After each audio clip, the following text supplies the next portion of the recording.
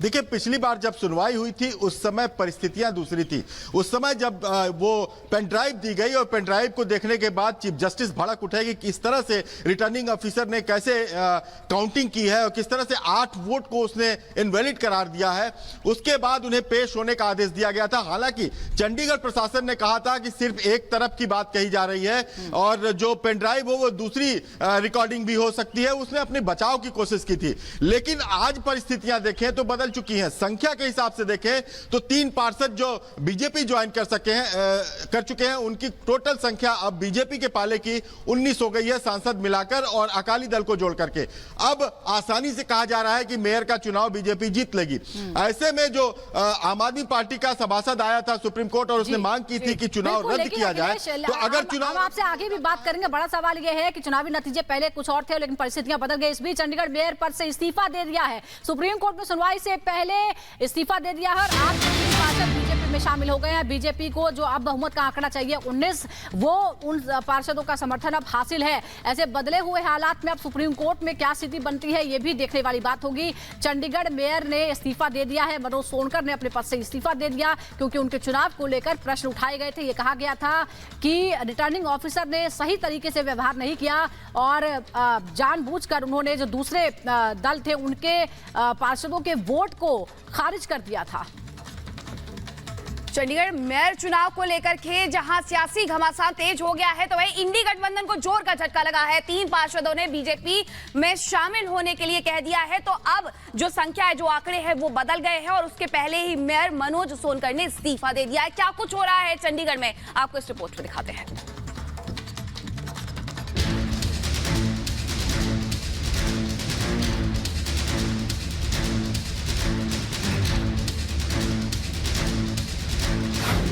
सियासी लड़ाई, सुप्रीम सुनवाई। मेयर ने छोड़ा पद, पार्षदों ने बदला पाला। चंडीगढ़ मेयर चुनाव का बवाल थमने का नाम नहीं ले रहा है। सुप्रीम कोर्ट में सुनवाई से पहले चंडीगढ़ नगर निगम में बड़ा उलटफेर देखने को मिला।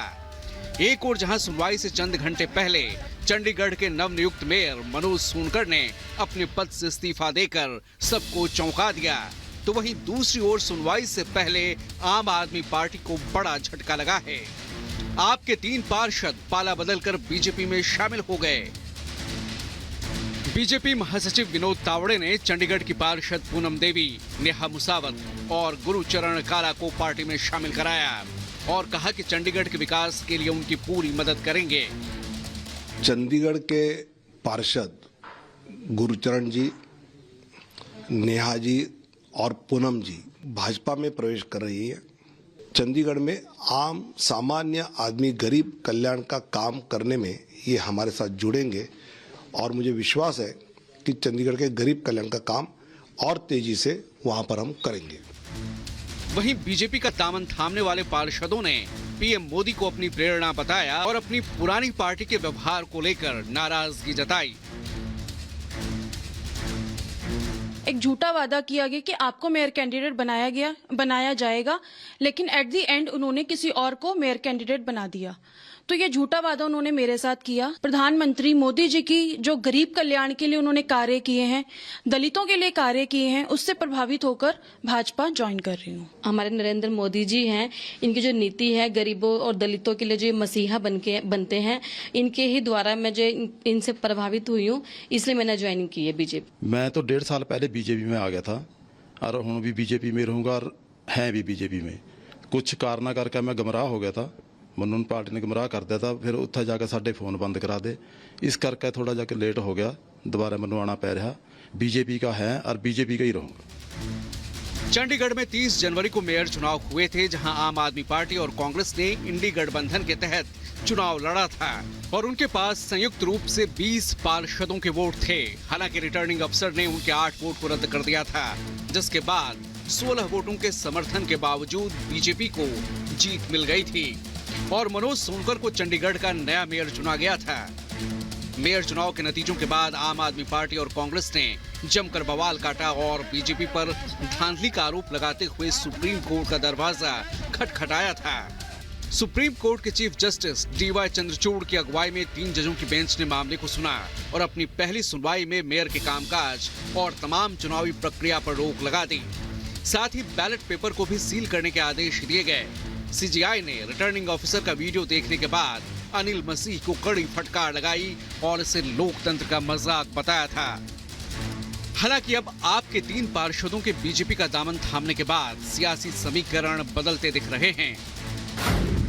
दरअसल चंडीगढ़ नगर निगम में कुल 35 पार्षद हैं। एक सांसद का वोट मिलाकर 36 वोट डाले जाते हैं। ऐसे में मेयर को चुनने के लिए 19 वोटों की जरूरत होती है। आपके 3 पार्षद बीजेपी में शामिल हो चुके हैं, जिसके बाद बीजेपी के कुल पार्षदों की संख्या 17 हो गई है। इसके अलावा एक सांसद का वोट बीजेपी के पास है। बीजेपी को शिरोमणि अकाली दल के एक पार्षद का भी समर्थन हासिल है।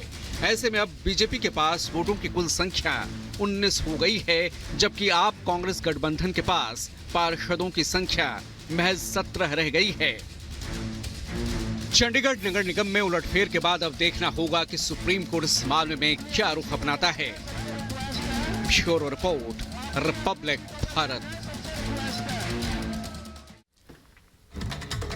और बात संदेश खाली की। संदेश खाली में जिस तरह से महिलाओं का उत्पीड़न हुआ है, अब वुमेन कमीशन की टीम भी पहुंच रही है। आपको बता दें कि आज NCW की टीम, राष्ट्रीय महिला आयोग की टीम अब कुछ ही देर बाद पहुंचने वाली है। रेखा शर्मा जो राष्ट्रीय अध्यक्ष हैं वो पहुंच रही हैं, जो पीड़ित महिलाओं से खुद बातचीत करेंगी और इस मामले की जांच करने के लिए राष्ट्रीय महिला आयोग की टीम दिल्ली से रवाना हो चुकी है। संदेश खाली की घटना बेहद दुखद है। ये रेखा शर्मा पहले ही बयान दे चुके हैं। पीड़ित महिलाओं से NCW की टीम मुलाकात करेगी। ये भी खबरें हैं कि राज्यपाल से भी मुलाकात कर सकती है NCW की टीम।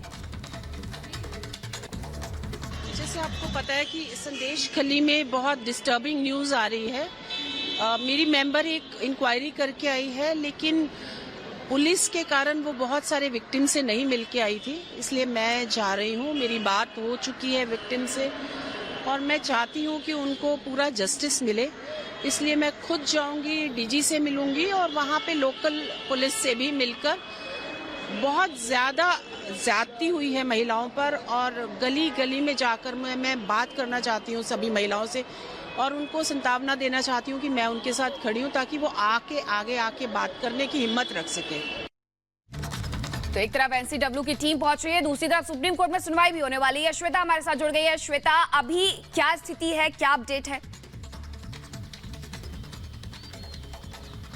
देखिए, इस वक्त आपको बता देते हैं कि जो NCW की अध्यक्ष है रेखा शर्मा, वो यहाँ पर पहुंचेंगी 10 बजे कोलकाता और उसके बाद संदेश खाली तकरीबन वो 11:30 से 12 बजे के बीच पहुंचेंगी। बहुत अहम यही है कि वो महिलाएं जिनकी आप बीती इतनी ज्यादा डरावनी है, वो कम से कम एक तरह से कहें कि अब चुप ना रहे, इसके लिए बातचीत करना बहुत जरूरी है। और आज जब रेखा शर्मा यहाँ पहुंचेंगी तो वो उन्हीं पीड़ितों से बातचीत करेंगी, उनकी वो आप बीती सुनेंगी और एक सबसे अहम है उनके मन का वो डर निकालना, वो विश्वास जगाना कि नहीं, उनके साथ आयोग खड़ा है। मकसद दरअसल यही है और इसीलिए संदेश खाली पहुंच करके रेखा शर्मा उन पीड़ितों से मुलाकात करेंगी। इसके बाद एक बकायदा रिपोर्ट भी तैयार की जाएगी, क्योंकि उस रिपोर्ट के बेसिस पर ये एक तरह से कहें कि आगे की जो जांच है उसको भी एक आधार रखा जाएगा। क्योंकि 2 खबरें हैं आज संदेश खाली के लिए, एक तरफ रेखा शर्मा आ रही है, दूसरी तरफ सुप्रीम कोर्ट में आज सुनवाई की। सुप्रीम कोर्ट में ये मांग रखी गई है कि SIT का गठन किया जाए इस मामले पर, इस जो जांच है वो प्रदेश के बाहर करवाई जाए, निष्पक्ष जांच हो, मुआवजा दिया जाए, इस तरीके की मांगे सुप्रीम कोर्ट में आज जो याचिका है उसमें उसके जरिए रखी गई है। लेकिन देखना यही है कि जो संदेश खाली है,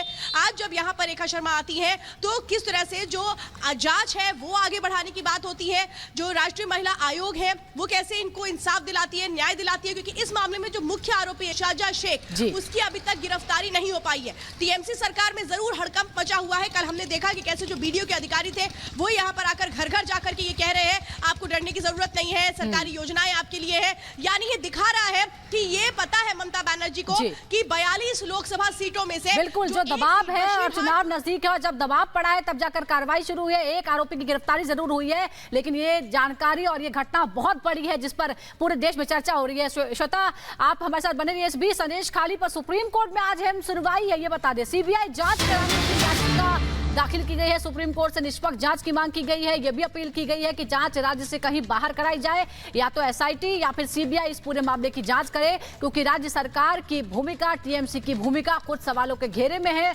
क्योंकि टीएमसी के नेता और कार्यकर्ता ही इस जघन्य अपराध में जुड़े रहे हैं। और इसीलिए यह आरोप लगा कि ममता सरकार ने इस मामले को छिपाने की कोशिश की। जब दबाव बना, जब बीजेपी ने इस मामले को लेकर हर जगह प्रदर्शन किया, दबाव बनाया, तब जाकर इस मामले में केस दर्ज हुए और एक आरोपी की गिरफ्तारी हुई है। जबकि जो मुख्य आरोपी है शाहजहां शेख, वो अब तक फरार है। वही शाहजहां शेख जो राशन घोटाले का आरोपी था, और जब ईडी उसकी जांच करने पहुंची थी तो ईडी की टीम तक पर उसके समर्थकों ने हमला कर दिया था। तो सुप्रीम कोर्ट से केस की निष्पक्ष जांच की मांग की जा रही है। सुप्रीम कोर्ट में आज सुनवाई होनी है। एसआईटी के गठन की बात भी की जा रही है। और पश्चिम बंगाल के बात करेंगे दिल्ली की, जहां अरविंद केजरीवाल को आज फिर से पूछताछ के लिए कथित शराब घोटाले मामले में बुलाया गया है। लेकिन अभी भी सस्पेंस बरकरार है कि आज भी पेश होंगे या नहीं, क्योंकि 5 बार उन्हें अभी तक समन भेजा जा चुका है। हर बार वो समन स्किप करते आ रहे हैं। ऐसे में संदेह बना हुआ है, सस्पेंस बरकरार है कि आज भी पेश होंगे या नहीं। शराब घोटाले को लेकर के ये ईडी का समन फिर से गया है। लेकिन पिछले बार हमने देखा था कि जब ईडी के यहाँ पर अधिकारी पहुंचे हुए थे तो किस तरीके से केजरीवाल के घर पर बवाल हुआ था। नेता ने किस तरीके से यहाँ पर जो आम आदमी पार्टी के नेता है उन्होंने आकर के बवाल किया था। और अब ऐसे में देखना यह होगा कि आज पेश होंगे या नहीं होंगे। शराब घोटाला मामले में दिल्ली के मुख्यमंत्री अरविंद केजरीवाल की मुश्किलें कम होती दिखाई नहीं दे रही हैं। ईडी ने केजरीवाल को छठा समन जारी कर आज पूछताछ के लिए बुलाया है। हालांकि इससे पहले भी ईडी केजरीवाल को 31, 17 और 3 जनवरी के साथ ही 21 दिसंबर और 2 नवंबर को समन जारी कर चुकी है। लेकिन केजरीवाल अभी तक